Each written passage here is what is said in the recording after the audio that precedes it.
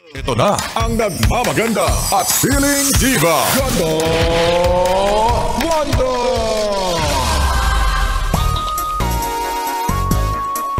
Aba, mahirap talagang maging masaya para sa iba kung ikaw mismo hindi ka masaya sa buhay mo.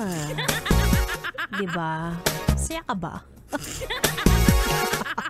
Mga yes friend, it's me, it's your girl DJ Ganda Wanda.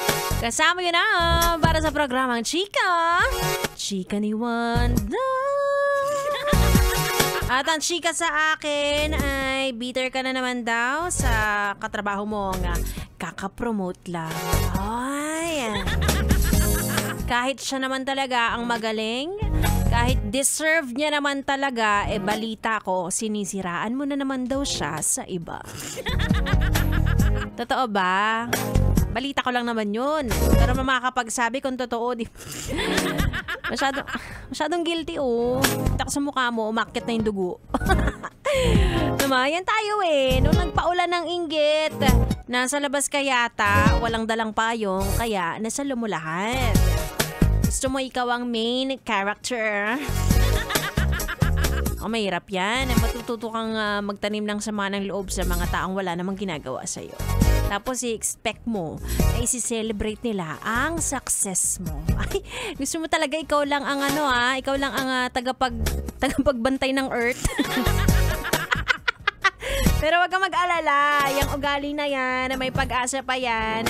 Ang gawin mo, sumama ka sa mga taong nalulunod sa salitang gratitude.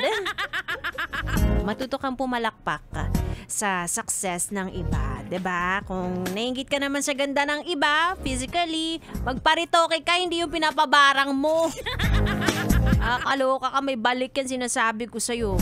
Mabaliko yung ilong mo.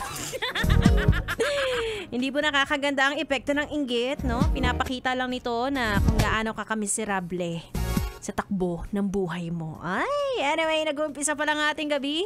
Isang gabi na naman, napuno na chismisan, tawanan at tugtugan. Kaya naman sumama ka na. Ang hindi kasama sa chikahan, siyang pinag-uusapan. Kaya naman, tuto ka lang. Dito lang sa 101.1.